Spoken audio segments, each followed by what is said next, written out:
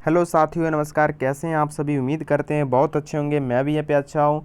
तो आज जो है सो इसका क्लास 5 यानी आज 5वां क्लास है इसका, ठीक है ना, जिसमें कि हम लोग आज देखने वाले हैं 25 क्वेश्चन देखने वाले हैं। और इसमें कौन कौन सी बुक मतलब कौन कौन से सब्जेक्ट होंगे, फिजिक्स, केमिस्ट्री, बायोलॉजी होंगे और प्लस में कंप्यूटर और इन्वायरमेंट से जुड़ी सवाल है इसमें हम लोग देखने वाले हैं, ठीक है ना। तो वीडियो में अंत तक बने रहें और पूरा क्वेश्चन देख लें, ठीक है, कि आप कितना इस क्वेश्चन का सारा प्रीवियस ईयर क्वेश्चन है। अगर आपने मेरे जो दोस्त अगर चैनल को सब्सक्राइब नहीं किए हैं तो चैनल को सब्सक्राइब कर लीजिए और आप रोज जो है सो आप आनंद ले सकते हैं मेरे 25 क्वेश्चन का। बहुत प्यारा होने वाला है। तो चलिए, ये रहा आपके सामने पहला क्वेश्चन। ओखला पक्षी अभ्यारण्य कहाँ स्थित है? ये आप कहाँ देखते हैं ओखला पक्षी अभ्यारण्य? हिमाचल प्रदेश, एनसीआर क्षेत्र, हरियाणा, पंजाब। तो ओखला पक्षी अभ्यारण्य जो है ये आप देखते हैं एनसीआर क्षेत्र में। कहाँ देखते हैं? एनसीआर क्षेत्र में देखते हैं। एनसीआर क्षेत्र कहाँ पड़ती है? दिल्ली में, नोएडा में स्थित है। इसी को हम बोलते हैं ये वहाँ पे ओखला पक्षी अभ्यारण्य स्थित है, ठीक है ना। आगे बात करेंगे ओखला पक्षी अभ्यारण्य को और किस नाम से जानते हैं? तो शहीद चंद्रशेखर आज़ाद जो है से अभ्यारण्य के नाम से भी जानते हैं, ठीक है ना। और ये कहाँ है? नोएडा में स्थित है। और कुछ पक्षी अभ्यारण्य के नाम अगर मैं आपको बता दूं तो ये सुल्तानपुर अभ्यारण्य जान लीजिए कि ये कहाँ है, तो हरियाणा में है। और रोहिला राष्ट्रीय उद्यान जो है ये आपका हिमाचल प्रदेश में। ये भी दोनों इंपॉर्टेंट क्वेश्चन है। ये भी क्वेश्चन पूछा गया क्वेश्चन है मतलब पिछले एग्जाम में, ठीक है। तो दोनों का ध्यान में रखिएगा। सुल्तानपुर अभ्यारण्य आपसे पूछ ले तो हरियाणा हो जाएगा, रोहिला राष्ट्रीय उद्यान पूछ ले तो आपका क्या हो जाएगा? हिमाचल प्रदेश हो जाएगा। क्लियर है ना। चलिए, भारत में स्वीकार्य ध्वनि प्रदूषण स्तर किसके बीच है ये आपको बताना है। 16 से 35, 40 से 45, 70 से 100, 10 से 15। तो ध्वनि प्रदूषण जो होती है मेरे दोस्त ये आपको 40 से 45 के बीच माना जाता है स्तर, ध्वनि स्तर, ठीक है ना। ध्वनि प्रदूषण का स्तर इससे अगर ज़्यादा होगा तो ध्वनि प्रदूषण कहलाएगी। तो आपका जो सही उत्तर हो जाएगा 40 से 45 डेसिबल हो जाएगा, ठीक है। ध्वनि को हम किस में मापते हैं? तो डेसिबल में मापते हैं, ये भी ध्यान में रखिएगा, ठीक है ना। तो इसीलिए आपका हो जाएगा 40 से 45 आपका सही उत्तर हो जाएगा। चलिए आगे बात करेंगे। कीटनाशकों के प्रयोग नष्ट करने के लिए किया जाता है। किसको नष्ट करने के लिए किया जाता है कीटनाशकों का प्रयोग? सूक्ष्म जीव, मिट्टी में जहरीले पदार्थ, जहरीले पौधे और कीड़े। तो कीटनाशक जो होता है उसका डिस्ट्रॉय मतलब इसको इंसेक्ट को डिस्ट्रॉय करने के लिए कीटनाशकों का प्रयोग करते हैं। ध्यान रखिए, ऑप्शन नंबर डी आपका सही उत्तर हो जाएगा, ठीक है ना। कीड़ा यानी इंसेक्ट जो होती है उसको डिस्ट्रॉय करने के लिए, नष्ट करने के लिए कीटनाशक का प्रयोग करते हैं। अगर मैं बात कर लूँ आपसे कि डीडीटी की बात करेंगे, डीडीटी होती है, डीडीटी का छिड़काव किया जाता है। तो अगर इसकी बात करूँ इसकी फुल फॉर्म की तो डाइफिनाइल ट्राइक्लोरोइथेन होता है डीडीटी का फुल फॉर्म। अगर बात करेंगे डीडीटी के खोज किसने, कौन सा साइंटिस्ट ने किए थे, तो ये मूलर नाम का साइंटिस्ट उसने किए थे। और कब किए थे? 1939 ईस्वी में किए थे। ये भी ध्यान में रखिएगा, ठीक है ना। चलिए आगे बात करेंगे। निम्नलिखित में से कौन सा एक कंप्यूटर को संक्रमित करने वाला वायरस नहीं है? मेलिशा ए हो जाएगा, ट्रोजन हॉर्स हो जाएगा, लोवगेट हो जाएगा, नॉर्टन हो जाएगा। इसमें से मतलब एक ऐसा वायरस बताना जो कि ये वायरस के अंतर्गत नहीं आती है, ठीक है ना। तो मैं आपको बता दूं कि 3 वायरस जो है ऊपर में दिया हुआ ये सब वायरस के अंतर्गत आती है। लेकिन आपका ऑप्शन नंबर डी जो है नॉर्टन जो है, ऑप्शन नंबर आपका डी नॉर्टन, ये आपका एक एंटीवायरस सॉफ्टवेयर है। तो ध्यान रखिएगा, ठीक है। तो कंप्यूटर को संक्रमित करने वाला वायरस ये नहीं है नॉर्टन, ये एक एंटीवायरस सॉफ्टवेयर है। क्लियर है ना। चलिए देख सकते हैं ये क्या है, नॉर्टन एक एंटीवायरस सॉफ्टवेयर है, ठीक है।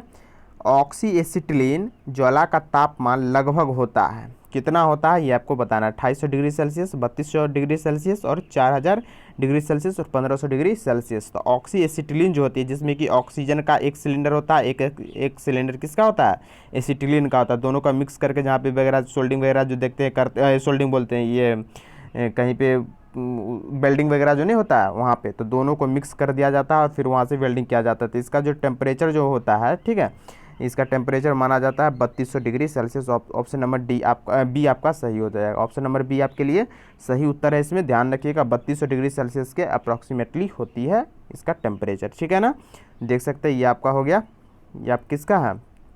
ये ऑक्सीजन का आपका हो गया, ठीक है। ये आपका हो गया ऑक्सीजन, ये हो गया आपका एसिटिलीन। लाल कलर का जो ये आपका एसिटिलीन हो गया, एसिटिलीन का फॉर्मूला होता है C2H2 होता है, ठीक है, ध्यान रखिएगा। ये हो गया आपका ऑक्सीजन O2, ठीक है। ये दोनों मिक्स करके देख सकते हैं यहाँ पे ये वेल्डिंग किया जाता है, ठीक है। तो ध्यान रखिएगा इसको। चलिए, धातुओं का वह गुण जिसके द्वारा उन्हें पीट कर पतली चादर बनाई जा सकती है क्या कहलाती है? तो मेरे दोस्त आपको ध्यान रखना चाहिए, यहाँ पे मैं 2 क्वेश्चन में आपको बता दूँ, ये CGL 2017 में पूछा गया क्वेश्चन है। इसका जो होता है पीटकर, अगर चादर की बात करेंगे कौन सा मेटल है जिसको पीटकर चादर, पतली चादर के रूप में बनाई जाती है, तो ये आपका मेलेबिलिटी कहलाता है, अधात्व वर्ध्यता कहलाती है। ठीक है, तो आपका ऑप्शन नंबर इसका तो बी सही उत्तर हो जाएगा इसमें। लेकिन मैं आपको बता दूँ कर कहेगा कि कौन सा ऐसा मेटल जिसको खींचकर तार बनाया जा सकता है, तो वो आपका हो जाएगा डक्टिलिटी, लचीलापन हो जाता है, जो कि ऑप्शन नंबर 1 में दिया हुआ है, ये पढ़ सकते हैं। ठीक है, लचीलापन। तो अगर पूछ ले कि मतलब खींचकर तार बनाने की बात करेगा तो आपका डक्टिलिटी हो जाएगा, लेकिन कहेगा चादर के रूप में बनाया जाता है तो ये आपका मेलेबिलिटी कहला जाएगा, अधात्व वर्ध्यता कहलाती है। ठीक है ना, और डक्टिलिटी का मतलब होता है तन्यता। ठीक है ना, तो ध्यान रखिएगा इस चीज़ को। क्लियर है, यहाँ पे 2 क्वेश्चन पूछा जाता है तो दोनों क्वेश्चन आपको ध्यान में रखना है। अगर कहें कि पीटकर चादर बनाई जाती है तो आपका हो जाएगा मेलेबिलिटी यानी अधात्व वर्ध्यता, और अगर पूछ ले कि खींचकर तार बनाया जाता है तो हो जाएगा डक्टिलिटी यानी तन्यता। क्लियर है, चलिए उम्मीद करते हैं आपको दोनों समझ में आ गया होगा। आगे बात करेंगे, इसमें से आपको बताना है कौन सा जोड़ा गलत है। मगरमच्छ क्या रेप्टाइल्स के अंतर्गत आती है? यस मेरे दोस्त, रेप्टाइल्स जो क्रोकोडाइल होती है वो रेप्टाइल के अंतर्गत ही आती है। बात करेंगे फ्रॉग की, मेढक की, मेढक क्या एम्फीबियन है, उभयचर है? यस मेरे दोस्त, मेढक जो है उभयचर के अंतर्गत आती है। उभयचर किसको बोलते हैं? जो जल में भी रहे और स्थल पर भी रहे। ठीक है ना, तो ध्यान में रखिएगा। तो ये आपका दोनों सही है। बाघ, बाघ क्या रेप्टाइल है? नहीं दोस्त, बाघ एक मैमल्स के अंतर्गत आती है। ठीक है, और फाइलम की बात करेंगे तो ये कोई कॉर्डेटा फाइलम होगी इसका। ठीक है ना, तो ध्यान रखिएगा ऑप्शन नंबर ये 3 वाला जो है इसका मिलान ये गलत है। ठीक है, तो आपका ऑप्शन नंबर किस में दिया? ऑप्शन नंबर सी में दिया हुआ है, ओनली 3। ठीक है, तो बाघ जो है किसके अंतर्गत आती है? ये आती है मैमल्स के अंतर्गत, तो ये आपको ध्यान में रखना है। ठीक है, तो मैमल्स जो है सो ये जो बिलोंग करती है किस क्लास को? मैमल्स को, और फाइलम क्या है? कॉर्डेटा है। ठीक है, ध्यान रखिएगा। आगे बात करेंगे, लंबत फेंकी गई गेंद में 10 सेकंड के बाद पृथ्वी पर लौट आती है तो फेंकने की गति क्या होगी? ये एलपी टेक्नीशियन 2018 में पूछा गया क्वेश्चन है, तो थोड़ा सा इसको सॉल्व करने की अच्छे से कोशिश करें। तो ये 10 सेकंड के बाद पृथ्वी पर लौट आती है, फेंकने की गति पूछ रहा है, यानी आपका यू पूछा जा रहा है। क्या पूछा जा रहा है? यू पूछा जा रहा है। तो आप इसको अच्छे से सॉल्व करने की कोशिश करें। तो मैं चलिए इसको सॉल्व करते हैं। मैं इसमें से बात कर लूँ क्या क्या दिया हुआ। मान के चलिए यहाँ पे कि 10 सेकंड में पृथ्वी और वापस लौट आती है, तो आप इसको एक बात बताइए, जैसे यहाँ से हम फेंके, ऊपर गया, ठीक है, ऊपर गया और फिर ऊपर से यहाँ पे नीचे ही आ गया, इसी पॉइंट पे नीचे आ गया, क्या इसमें कोई विस्थापन हुआ? जी नहीं, विस्थापन नहीं है। विस्थापन आप क्या मानेंगे? 0 मानेंगे। आप फॉर्मूला यहाँ पे आपको पता हो, एस बराबर जो होता है UT plus half AT square होता है। ठीक है, एस बराबर UT plus half AT square होता है। एस क्या है? आपका विस्थापन है। यू आपका क्या है? प्रारंभिक वेग है जो निकालना है, और आपका टी क्या है? समय है। ठीक है, तो यहाँ पे मैं आपको बता दूं कि यहाँ पे विस्थापन क्या हो जाएगा? 0 हो जाएगा, क्योंकि विस्थापन मतलब आपको तब होगा जब आपको जैसे एक पॉइंट से चले और दूसरे पॉइंट पर जा रहे हैं। मैं बात कर लूँ, ये ए पॉइंट है, ये बी पॉइंट है, तो ए पॉइंट से बी पॉइंट पर जा रहे हैं तो ये आपका विस्थापन हो जाएगा। लेकिन आप ए पॉइंट से बी पॉइंट पे गए फिर ए पर आ गए तो आपका विस्थापन 0 कहलाता है। क्लियर है ना? तो एस का वैल्यू आपको 0 देना है और यू निकालना है। ठीक है, और टी का वैल्यू आपको क्या देना है? तो टी का कितना दिया हुआ बताइए? यू, और टी जो दिया हुआ 10 सेकंड दिया हुआ तो गुने 10 कीजिए और प्लस 1/2 कीजिए, और उसके बाद ए दिया हुआ ना, तो ए मतलब आपका ग्रेविटेशनल एक्सीलरेशन होना चाहिए। तो कितना दिया हुआ? जी का मान 10 मीटर पर सेकंड स्क्वायर दिया हुआ, तो गुने लिख दीजिए 10। ठीक है, और उसका फिर टी स्क्वायर है तो गुने टी कितना है? 10 दिया हुआ है ना, तो 10 का स्क्वायर कितना हो जाएगा? 100 हो जाएगा। ठीक है, इसको सॉल्व कीजिए और आंसर आपका आ जाएगा। आंसर कितना आ रहा है? तो चलिए इसको हम इधर सॉल्व करते हैं। मैं बात कर लूँ यहाँ पे फॉर्मूला एस बराबर UT plus half AT square. ठीक है, आप इसको जी लिख दीजिए, ग्रेविटेशनल एक्सीलरेशन होता है तो जी लिख लेते हैं। ठीक है, एस कितना? एस विस्थापन तो 0 हो गया, क्योंकि जिस पॉइंट से गया उसी पॉइंट पे फिर आ रहा है तो विस्थापन 0 हो जाएगा। यू निकालना है तो यू लिख दीजिए। टी कितना दिया हुआ? टी 10 दिया हुआ, 10 सेकेंड प्लस हाफ हो गया, और ग्रेविटेशनल एक्सीलरेशन जो मेरे दोस्त मैं आपको बता दूं कि पृथ्वी से जब भी आपका ऊपर अगर मतलब फेंक रहे हो कोई भी चीज़ तो ग्रेविटेशन वहाँ पे निगेटिव हो जाएगा। ठीक है, क्योंकि जी का मान ऊपर जाने पे घटता है, जी का मान पृथ्वी से नीचे जाने पर भी जी का मान घटता है, ये आपको ध्यान में रखना होगा। ठीक है, तो जी का मान आप यहाँ पे कितना लीजिएगा? 10 लीजिएगा 10 मीटर पर सेकंड ग्रेविटेशनल एक्सीलरेशन दिया हुआ है क्वेश्चन में, देख सकते हैं। ठीक है, तो यहाँ पे मैं माइनस लिया हूँ क्योंकि आप ऊपर की ओर फेंक रहे हैं, तो जी का मान ऊपर फेंकने पे माइनस लिया जाता है। ठीक है, और हो गया टी का टी कितना 10 सेकंड है, तो 10 का स्क्वायर कितना हो जाएगा 100 हो जाएगा। चलिए इसको सॉल्व कीजिए। तो ये आपका तो यू हो गया, यू निकालना है, तो इसको 2 से काटेंगे, 2 पंचे 10, और इसको गुना करेंगे, -5 को 100 से गुना करेंगे तो -500 हो जाएगा। तो यहाँ पे 0 बराबर यू गुने 10, ठीक है, और हो जाएगा -500 हो जाएगा। ठीक है, -500 हो जाएगा। तो 10 यू बराबर कितना हो जाएगा, 10 यू बराबर आपका हो जाएगा 500, और यू बराबर कितना हो जाएगा, यू बराबर हो जाएगा आपका 50 मीटर पर सेकंड स्क्वायर हो जाएगा। ठीक है, यू बराबर कितना हो जाएगा, यही आपको निकालना था। ठीक है, 50 मीटर पर सेकंड स्क्वायर आ गया, तो यही आपका उत्तर हो जाएगा। तो आप ऑप्शन में देख सकते हैं 120 मीटर पर सेकंड, 600 मीटर पर सेकंड, 100 मीटर पर सेकंड, 60 मीटर पर सेकंड, इसमें ऑप्शन में एक है ही नहीं, लेकिन इसका ऑप्शन जो है सही गलत दिया हुआ ऑप्शन। ठीक है, आंसर आपका कितना हो जाएगा 50 मीटर पर सेकंड स्क्वायर होगा, ध्यान रखिए। सॉरी, स्क्वायर नहीं होगा, मीटर पर सेकंड हो जाएगा, क्योंकि मीटर पर सेकंड यूनिट होता है ना वेलोसिटी का, तो प्रारंभिक वेग है, तो 50 मीटर पर सेकंड आपका सही उत्तर होगा, ये ऑप्शन गलत है। चलिए आगे बात करेंगे। ये रहा आपके सामने पहला क्वेश्चन। नेक्स्ट क्वेश्चन है, क्वेश्चन नंबर 9 है। यह उपकरण है जिसका उपयोग मोटर गाड़ियों में दूरी मापने के लिए किया जाता है। एक्सेलेरोमीटर, ऑडोमीटर और स्पीडोमीटर और टेकोमीटर। SSC 10+2 का जो 2012 में हुआ था एग्जाम, उसमें पूछा गया क्वेश्चन है। तो मोटर गाड़ियों को दूरी मापने में किसका प्रयोग करते हैं, ऑडोमीटर का उपयोग करते हैं। किसका करते हैं, ऑडोमीटर का करते हैं।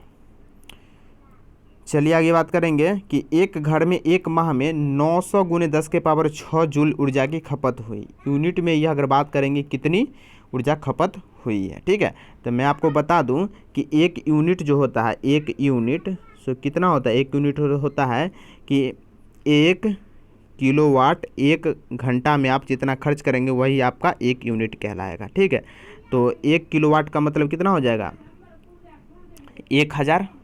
ठीक है, और गुने हो जाएगा, घंटा को करेंगे तो ये हो जाएगा आपका एक कितना होता है, तो 1 घंटे में कितना मिनट 60 मिनट, और 1 मिनट में 60 सेकंड, तो 60 मिनट में कितना, तो इसको गुना कर देंगे 60 से, तो टोटल जो आपका हो जाएगा कितना हो जाएगा 6×1 36 हो जाएगा, और 10 के पावर 3 और 1 4 1 5, 10 के पावर हो जाएगा 5। ये आपका हो जाएगा इतना यूनिट, 1 यूनिट में हो जाएगा। ठीक है, 1 यूनिट में ये आपका हो जाएगा 36 × 10 के पावर 5। ठीक है, अब यहाँ से आपको ये बताना है कि यह हो जाएगा आपका जूल हो जाएगा, 36 × 10 के पावर 5 जूल हो जाएगा 1 यूनिट में। अब कह रहा है कि 900 × 10 के पावर 6 जूल में यूनिट में ऊर्जा कितनी होगी, तो 1 यूनिट में इतना होता है, इसे डिवाइड कर दीजिए इसमें, यानी बात करेंगे कि 900 गुने, ठीक है, कितना है 900 × 10 के पावर 6, 900 × 10 के पावर 6 में आप डिवाइड कर दीजिए किसका, तो 36 × 10 के पावर 5 का, 36 × 10 के पावर 5 का। ठीक है, तो डिवाइड कर दीजिए 10 के पावर 5, ऊपर 6 है, तो ये तो कट जाएगा, सिर्फ 10 बचेगा, क्योंकि ऊपर में 10 के पावर 6 मतलब 10 6 है, और नीचे में कितना है, मतलब नीचे में 5 जीरो, ऊपर में 6 जीरो, तो 1 जीरो तो बचेगा ना, तो इसीलिए मैं 10 यहाँ पे छोड़ दिया हूँ, पावर घटा दिए हैं। अब यहाँ पे 36 है, 900 है, तो 9 से काटेंगे तो 9 चौक 36 होगा, और ऊपर में कितना बचा 100 बचेगा ना, तो 4 से काटेंगे तो कितना होगा 25, और एक यहाँ पे 10 है, तो 25 को 10 से गुना करेंगे तो कितना होगा 250। तो यही आपका उत्तर है। ठीक है, ऑप्शन नंबर डी आ जाएगा, 250 यूनिट हो जाएगा। कितना हो जाएगा 250 यूनिट हो जाएगा, ध्यान रखिएगा। क्लियर है ना। चलिए, वाहनों पीछे से आने वाली वस्तुओं को देखने के लिए किसका प्रयोग करते हैं, ये आपको बताना है। अवतल लेंस, उत्तल लेंस, अवतल दर्पण, उत्तल दर्पण। इसमें हड़बड़ाइएगा नहीं, वरना गलत होने की अधिक संभावना है, क्योंकि लेंस और दर्पण दोनों दिया हुआ है। ठीक है, तो वाहन से पीछे आने वाली वस्तुओं को देखने के लिए जो यूज किया जाता है, पहला नंबर में आपको बता दूं दर्पण होता है, लेंस नहीं होता है। ठीक है, तो दर्पण में आपका ये ऑप्शन, 2 ऑप्शन तो ऐसे ही आप काट सकते हैं, बच गया 2 ऑप्शन। तो पीछे की वाहनों को देखने के लिए जो बगल में जो साइड मिरर का प्रयोग किया जाता है गाड़ी में, वो होता है उत्तल दर्पण। कौन सा दर्पण, उत्तल दर्पण होता है। उत्तल दर्पण में हमेशा छोटा प्रतिबिंब बनता है, ये भी आपको ध्यान में रखना है। ठीक है, तो ये आपका सही उत्तर हो जाएगा। कैसा बनता है, आभासी बनता है लेकिन सीधा बनता है। ठीक है, कैसा बनता है, आभासी बनता है लेकिन सीधा बनता है, ये भी आपको ध्यान में रखना है। चलिए आगे बात करेंगे कि किसी वस्तु का गतिज ऊर्जा दे दिया गया, इसका द्रव्यमान दिया गया, तो वस्तु का वेग पूछ लिया गया है। तो मैं आपको बता दूं गतिज ऊर्जा यानी काइनेटिक एनर्जी, काइनेटिक एनर्जी बराबर फॉर्मूला होता है हाफ mv²। ठीक है, तो यही आपका गतिज ऊर्जा कहलाता है काइनेटिक एनर्जी। तो यहाँ पे बैठा दीजिए काइनेटिक एनर्जी गतिज ऊर्जा कितना दिया हुआ है 120 जूल, तो 120 लिख दीजिए 1/2, और m का वैल्यू कितना है द्रव्यमान 15 v²। ठीक है, अब इसको काटेंगे तो 15 से काटेंगे इसको तो 15 × 8 120 हो जाएगा ना। अब 15 × 8 120, अब यहाँ पे 8 बच गया, ये 2 बच गया, दोनों से गुना कीजिएगा तो v² बराबर कितना आ जाएगा, v² बराबर हो जाएगा आपका 16। अब v बराबर रूट लीजिएगा, इधर रूट आ जाएगा ना, ये चढ़ जाएगा रूट, तो कितना हो जाएगा 4 हो जाएगा, यानी v का वैल्यू कितना आ जाएगा 4 मीटर/सेकेंड हो जाएगा इसका सही उत्तर। अब मैं आपको बता दूं इसको सॉल्व करने की भी आवश्यकता नहीं है, क्योंकि आप सिर्फ यूनिट से ही इसको बना सकते हैं, क्योंकि 4 तो सब में दिया हुआ है। लेकिन क्या वेग जो है वेलोसिटी का यूनिट क्या होता है, तो वेलोसिटी का यूनिट जो होता है मीटर/सेकेंड होता है। ठीक है, इसी को लिख सकते हैं मीटर S/1। ठीक है, जब इसको क्या करते हैं, जब बट्टा में जो रहता है उसको ऊपर लाते हैं तो माइनस लग जाता है, ध्यान में आपको रखना होगा और आपको पता भी होना चाहिए। तो ऑप्शन से आप एलिमिनेट कर सकते हैं 4 मीटर/सेकेंड या मीटर/सेकेंड, सीधे 4 मीटर/सेकेंड है तो ये होगा, नहीं होगा, गलत है। 4 मीटर/सेकेंड² है, मीटर/सेकेंड² किसका होता है त्वरण का होता है, एक्सीलरेशन का होता है, लेकिन यहाँ पे वेग है तो ये होगा, नहीं होगा। 4 मीटर/सेकेंड² है, ये भी गलत है। एक ही ऑप्शन है मीटर/सेकेंड, 4 मीटर/सेकेंड है। ऑप्शन नंबर आपका बी सही हो जाएगा। तो इस तरह से आप क्वेश्चन को बना सकते हैं। चलिए अगला क्वेश्चन पे बात करेंगे, किस तत्व में इसके 72 कोष में 2 इलेक्ट्रॉन होते हैं, पोटेशियम, लिथियम, कैल्शियम, सोडियम। तो पोटेशियम का कितना होता है, पोटेशियम का होता है 11। ठीक है, लिथियम का कितना होता है परमाणु क्रमांक 3, कैल्शियम का कितना होता है 20, और सोडियम का कितना होता है सोडियम का हो जाएगा आपका, गलती लिखा गया, इसका ये हो जाएगा पोटेशियम है ना, तो पोटेशियम का हो जाएगा 19। ठीक है, और आपका ये हो गया सोडियम, तो सोडियम का हो जाएगा आपका 11। Hydrogen, helium, lithium, beryllium, boron, carbon, nitrogen, oxygen, fluorine, neon, sodium. ठीक है, तो 11 हो जाएगा सोडियम। इसका अगर हम लिखेंगे इलेक्ट्रॉनिक विन्यास तो कितना हो जाता है 2, पहला कोष में 2, फिर आएगा दूसरे काम में 8 आ जाएगा, फिर तीसरे काम में कितना आ जाएगा 8 आ जाएगा, और लास्ट में कितना हो जाएगा 1। लास्ट सेल में कितना होगा 1 होगा। तो 72 कोष में 2 पूछा है ना, 2, तो इसमें 1 है, तो ये ऑप्शन तो होगा नहीं, ऑप्शन गलत हो गया। चलिए ये 3 का लिखेंगे इलेक्ट्रॉनिक, तो पहला में 2 आएगा, दूसरे का में 1 ही आएगा, ये भी नहीं होगा क्योंकि 2 आना चाहिए बाहरी कक्षा में। कितना 2 इलेक्ट्रॉन कह रहा है ना, तो 2 इसमें भी नहीं होगा, 20 है। चलिए इसको देखते 2, दूसरा में 8 आ जाएगा, फिर तीसरा में कितना होना चाहिए 18 होना चाहिए ना तीसरा कोष में, लेकिन 18 यहाँ पे नहीं डालेंगे क्योंकि यहाँ पे 2 8 10 तो हो ही गया, तो डालेंगे कितना 8, और इसका लास्ट में कितना होगा बच गया 2, तो ये 2 हो जाएगा। इसमें देख सकते हैं कि आपको जो है सो बाहरी कक्षा में 2 इलेक्ट्रॉन आ रहे, तो आपका उत्तर जो होगा यही होगा, ऑप्शन नंबर सी ही सही उत्तर होने वाला है। आगे चेक कर लेते हैं, 11 का 2 होगा, 8 होगा, लास्ट में 1 होगा, तो इसमें भी 1 आ रहा है बाहरी कक्षा में, इसमें भी 1 आ रहा है, इसमें भी 1 आ रहा है, ये तीनों ऑप्शन नहीं होगा। ऑप्शन नंबर पूछ रहा है 2 इलेक्ट्रॉन, तो आपका ऑप्शन नंबर सी बैठ रहा है। ठीक है, तो सही उत्तर सी हो जाएगा। आगे बात करेंगे, राइजोबियम की खोज किसने की थी, तो जॉर्ज पैलेडे ने की थी, रिचर्ड वी रॉबर्ट ने की थी, बॉथ तुम यानी दोनों, उपयुक्त में से कोई नहीं। तो राइजोबियम जो है मेरे दोस्त राइबोसोम जो है राइबोसोम, ठीक है, इसका जो खोज जो किया गया था किए थे कौन, जॉर्ज पैलेड नामक साइंटिस्ट ने किए थे, ध्यान रखिएगा। ठीक है, तो आपका ऑप्शन नंबर ए सही उत्तर हो जाएगा। चलिए आगे बात करेंगे, रिक्तिका की बाहरी परत को क्या कहते हैं, टोनोप्लास्ट, कोशिका भित्ति, कोशिका झिल्ली, नन ऑफ दीज। तो रिक्तिका जो होती है वैक्यूल्स जो होती है वैक्यूल, उसके जो बाहरी परत जो होती है उसको टोनोप्लास्ट कहते हैं। क्या कहते हैं, टोनोप्लास्ट कहते हैं। ऑप्शन नंबर ए आपका सही हो जाएगा। ठीक है, ये आप देखते हैं, ये आपका न्यूक्लियस हो गया, ये आपका वैक्यूल हो गया, वैक्यूल के यही जो बाहरी सतह है इसी को क्या बोलते हैं, टोनोप्लास्ट कहते हैं, तो ध्यान रखिएगा। ठीक है, तो चलिए आगे चलते हैं।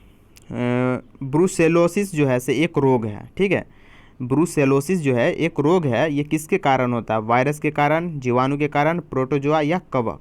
तो ब्रूसेलोसिस जो है ये एक बैक्टीरियल डिजीज है, यानी बैक्टीरिया से यानी जीवाणु से होने वाला रोग है। ऑप्शन नंबर बी आपके लिए सही उत्तर हो जाएगा इसका। ठीक है, तो चलिए आगे देखते हैं। निम्नलिखित में से कौन सा संतृप्त है कार्बन यौगिक का उदाहरण है? एथेन, एथीन, एल्काइन, सभी विकल्प सही है। तो संतृप्त पूछा गया है ना, सेचुरेटेड कार्बन। तो सेचुरेटेड कार्बन आपको पता होगा मेरे दोस्त, एक होता है आपके लिए एल्केन होता है। क्या होता है?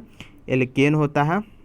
एल्केन, एल्कीन, एल्केन हो गया, उसके बाद एल्कीन हो जाएगा, ठीक है। एल्कीन, एल्केन, एल्कीन, एक हो जाएगा आपका एल्काइन, ठीक है। एक क्या हो जाएगा?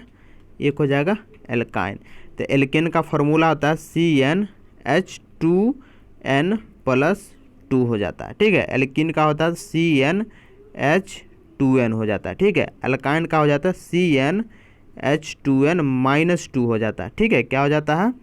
CnH2n-2 होता है, CnH2n-2 हो जाता है, ठीक है। तो ये आपको ध्यान में रखिएगा, ये इसका फॉर्मूला होता है। मैं आपको बता दूं तो इसमें जो होता है ये इसमें होता है सिंगल बॉन्ड, इसमें होता है डबल बॉन्ड, इसमें होता है ट्रिपल बॉन्ड, ठीक है, एल्काइन में। तो ये आपका जो है संतृप्त पूछा गया था, संतृप्त कार्बन उसको बोलते हैं जिसमें सिंगल बॉन्ड होता है। तो सिंगल बॉन्ड किस में होता है? एल्केन में होता है।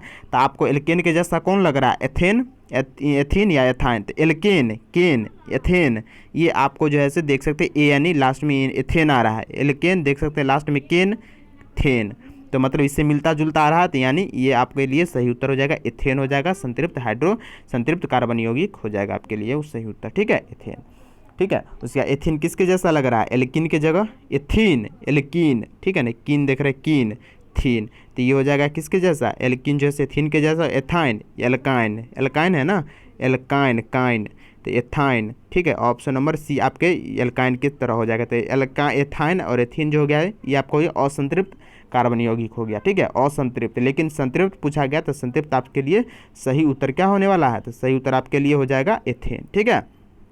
तो आपको सही उत्तर ये हो जाएगा, तो ध्यान रखिएगा। चलिए आगे बात करेंगे।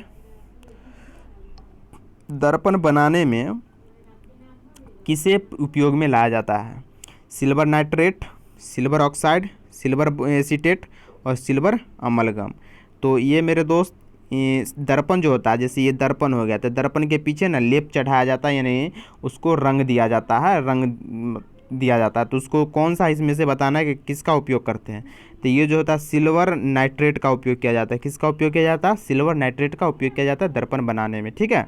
तो ऑप्शन नंबर आपके ए जो है से आपके लिए सही उत्तर हो जाएगा। आगे बात करेंगे। एक निर्वात में एक पंख और एक सिक्के को गिराने पर कौन सा सबसे पहले ज़मीन पर पहुंचेगा? तो सिक्का पहले ज़मीन पर पहुंच जाएगा, पहले पंख ज़मीन पर पहुंचेगा, पंख और सिक्का दोनों एक साथ ज़मीन पर पहुंचेंगे, इनमें से कोई नहीं। एसएससी 2008 में पूछा गया क्वेश्चन है, ठीक है। तो ये जो है सिर्फ यहाँ पे क्वेश्चन को सही से पड़ेगा। निर्वात में कहा गया था, निर्वात में अगर कोई भी चीज़ को आप गिरा रहे हैं, कोई भी चीज़ हो भारी हल्का कुछ भी, निर्वात में अगर आप गिरा रहे हैं तो आपका क्या होगा कि वो दोनों जो है से सेम मतलब समान समय में मतलब वो ज़मीन पर पहुँचेगा। तो पंख और सिक्का दोनों एक साथ ज़मीन पर पहुँचेंगे, आपका सी नंबर सही हो जाएगा, ठीक है। दोनों पंख और सिक्का दोनों एक साथ ज़मीन पर पहुँचेंगे, ये आपको पता होना चाहिए। निर्वात की बात किया, अगर निर्वात की बात नहीं करता, अगर कहता है कि मतलब ऐसे ही अगर निर्वात की चर्चा ही नहीं किया जाता तो जो भारी रहेगा वो पहले गिरेगा, जो हल्का रहेगा वो देरी से गिरेगा, ठीक है ना। तो ये आपको ध्यान में भी रखना है। लेकिन यहाँ निर्वात की चर्चा किया तो दोनों हो जाएगा सेम, पंखा और सिक्का दोनों एक साथ ज़मीन पर पहुँचेंगे। अगर निर्वात नहीं रहता तो जो भारी सिक्का भारी तो सिक्का पहले गिर जाता, पंख हल्का होता है पंख बाद में गिरता, सीधी सी बात है। चलिए आगे बात करेंगे। निम्नलिखित में से ऊर्ध्वपातन की व्युत्क्रम प्रक्रिया क्या है? ऊर्ध्वपात सब्लिमेशन क्या होता है मेरे दोस्त? सब्लिमेशन उसको बोलते हैं जो ठोस से सीधे मतलब गैस में परिवर्तित हो जाता है, उसको सब्लिमेशन कहते हैं। सब्लिमेशन की यहाँ पे व्युत्क्रम पूछा गया है, ठीक है ना। व्युत्क्रम यानी रिवर्स प्रोसेस। तो व्युत्क्रम मतलब यानी ऊर्ध्वपातन का रिवर्स जो क्रिया होता है किसको बोलते हैं? जैसे कि बोले हम कि ठोस से गैस हो गया सब्लिमेशन। तो गैस से डायरेक्ट ठोस में जो बदलेगा उसको क्या बोलते हैं? तो उसको मेरे दोस्त डिपोजिशन बोलते हैं। क्या बोलते हैं? डिपोजिशन बोलते हैं, निक्षेपण बोलते हैं, ठीक है। तो ऑप्शन नंबर बी आपके लिए सही उत्तर हो जाएगा। जैसे मैं यहाँ पे बता दी, ये सॉलिड हो गया, सॉलिड से अगर कोई भी चीज़ ऐसे होता है तो सॉलिड से लिक्विड होता है, लिक्विड से फिर गैस होता है। लेकिन अगर सॉलिड से डायरेक्ट अगर गैस हो रहा है तो सब्लिमेशन कहलाएगा, गैस से डायरेक्ट अगर सॉलिड हो रहा है तो डिपोजिशन कहलाएगा, ध्यान में रखिएगा। चलिए आगे बात करें। एक लैंप रेटिंग 12 वोल्ट और 2 एम्पियर है तो लैंप की शक्ति क्या होगी ये आपको बताना है। तो लैंप की शक्ति यानी पावर पूछा गया था मेरे दोस्त, पावर बराबर होता है वी आई, ठीक है। वी मतलब वोल्ट इंटू एम्पी यानी वोल्ट इंटू करंट यानी धारा बोल सकते हैं, ठीक है। तो पावर बराबर क्या हो जाएगा, वोल्ट कितना है 12 वोल्ट है और कितना है ये 2 एम्पियर का है तो 2, तो पावर कितना हो जाएगा 12 दूना 24 हो जाएगा, 24 वाट। पावर का यूनिट क्या होता है वाट होता है, तो 24 वाट हो जाएगा। तो आपका सही उत्तर क्या होने वाला है, ऑप्शन नंबर ए हो जाएगा सही उत्तर, ठीक है, 24 वाट हो जाएगा। क्लियर है ना। चलिए देखते हैं ना, आई बराबर पी वाई भी या पी बराबर आप वी आई, यहाँ से तो 3 फार्मूला अपने मन से आप बना सकते हैं, ठीक है। पी बराबर वी आई बराबर पी बट्टा वी, या आप ये भी बोल सकते हैं कि वी बराबर पी बट्टा आई, ठीक है। वी बराबर ये भी बोल सकते हैं वी बराबर पी बट्टे आई, ये भी हो जाएगा, ठीक है ना। चलिए आगे देखते हैं। 3 ओम और 6 ओम के 2 प्रतिरोध है सीरीज में है, ध्यान रखिए सीरीज में है, ठीक है। सीरीज में है तो 18 वोल्ट की बैटरी से जुड़े हुए, तो इस वक्त जो है सो सर्किट में गुजरने वाली धारा बताना है, यानी इसका करंट का बताना कि कितना करंट जो है से गुजर रहा है। तो मैं आपको बता दूं कि सीरीज में, तो सीरीज में कैसे जोड़ते हैं, तो मैं आपको बता दूं कि यहाँ पे जो होता है 3 ओम है और 6 ओम है, तो सीरीज में तो डायरेक्ट इसको जोड़ दीजिए तो 9 ओम हो जाएगा, ठीक है। 9 ओम हो जाएगा, आपको ये पता होना चाहिए, ठीक है। दोनों को जोड़ देंगे तो कितना हो जाएगा 9 ओम हो जाएगा। तो आपको ये, तो ये 9 ओम हो गया टोटल रेजिस्टेंस, और यहाँ वोल्ट कितना 18 वोल्ट का बैटरी से जुड़ा हुआ है, तो वी बराबर आई आर लगा दीजिए फॉर्मूला, वी बराबर आई आर। तो वोल्ट कितना 18 वोल्ट दिया हुआ है, रेजिस्टेंस कितना है 9 ओम हुआ, तो बराबर 9 ओम हो गया। और आई निकालना है तो आई लिख दीजिए, 9 से काट दीजिए, 9 दूना 18, ठीक है, 9 दूना 18। तो आई बराबर कितना हो गया, आई बराबर 2 एम्पियर हो गया, ठीक है, 2 एम्पियर। ऑप्शन नंबर ए आपका सही उत्तर हो जाएगा, ठीक है। भी बराबर आई आर फॉर्मूला लगाया, इसी पर बना दिए। भी आपका क्या हो गया, ये आपका हो जाएगा वोल्ट, आई क्या हो गया आपका करंट हो गया, उसके बाद आर क्या रेजिस्टेंस हो गया जो कि यहाँ पे दिया हुआ है, ठीक है। चलिए अगला क्वेश्चन है, क्रिप्टॉन में इलेक्ट्रॉनिक विन्यास 4s 2 3d 10 4p6, ये 37 इलेक्ट्रॉन निम्नलिखित में से किस स्तर पर जाएगा ये आपको बताना है। तो क्रिप्टॉन के बारे में चर्चा किया गया था। क्रिप्टॉन का जो होगा, ये अगर सबसे लास्ट की बात करेंगे तो ये हो जाएगा आपका 5s हो जाएगा, ठीक है। ध्यान में रखिएगा, ऑप्शन नंबर डी आपके लिए सही उत्तर हो जाएगा, लास्ट में 5s ही आने वाला है, ठीक है ना। तो उम्मीद करते हैं आप समझ गए होंगे। चलिए अगला क्वेश्चन ये बताइए, जब हल्दी के दाग वाले कपड़े पर साबुन लगाया जाता है तो क्या होता है। तो जब कोई कपड़ा पे अगर हल्दी यानी हल्दी के दाग लगा हो और उस पर अगर साबुन लगाते तो वो मेरे दोस्त वो जो है क्या हो जाता है कि दाग का रंग बदल कर जो है सो भूरा लाल हो जाता है। कैसा होता है, भूरा लाल हो जाता है, यानी ऑप्शन नंबर बी आपके लिए सही हो जाएगा। ऑप्शन नंबर बी आपका सही उत्तर है, दाग का रंग जो है बदल कर भूरा हो जाता है, ठीक है। चलिए रेनवियर के नोड्स निम्नलिखित में किस में पाया जाता है। रेनवियर के नोड्स ग्रुप डी 2018 में पूछा गया। न्यूरॉन, ग्रंथि, रक्त, हड्डियाँ।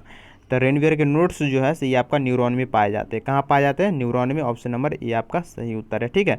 देख सकते हैं ये दोनों, ये आपका दोनों एक्जॉन है ना, दोनों एक्जॉन के बीच का जो भाग है नोड्स ऑफ रेनवियर है ना, इसी को बोलते हैं, इसी को रेनवियर नोड्स ऑफ रेनवियर बोलते हैं, ठीक है। तो ध्यान रखिएगा, ये आपका बीच में क्या होता है, न्यूक्लियस होता है, ठीक है। तो ये भी ध्यान में रखिएगा। ये जो देखते हैं बार में ऐसे ऐसे जो निकला हुआ है, इसको डेंड्राइट बोलते हैं, तो ये भी ध्यान में रखिएगा। चलिए अगला क्वेश्चन, चलिए 25 क्वेश्चन था, 25 क्वेश्चन ख़त्म हो गया है। तो ये मेरा तीसरा क्लास का, मैं इसमें देख सकते हैं, अगर आप नहीं देखें तो इसको भी देख सकते हैं। इसमें 25 क्वेश्चन है, जीके का सुपर 50, अगर आप नहीं देखें इसको तो ये भी देख सकते हैं। बहुत इंपॉर्टेंट क्वेश्चन है ये सभी, ठीक है। तो अगर आप नहीं देखें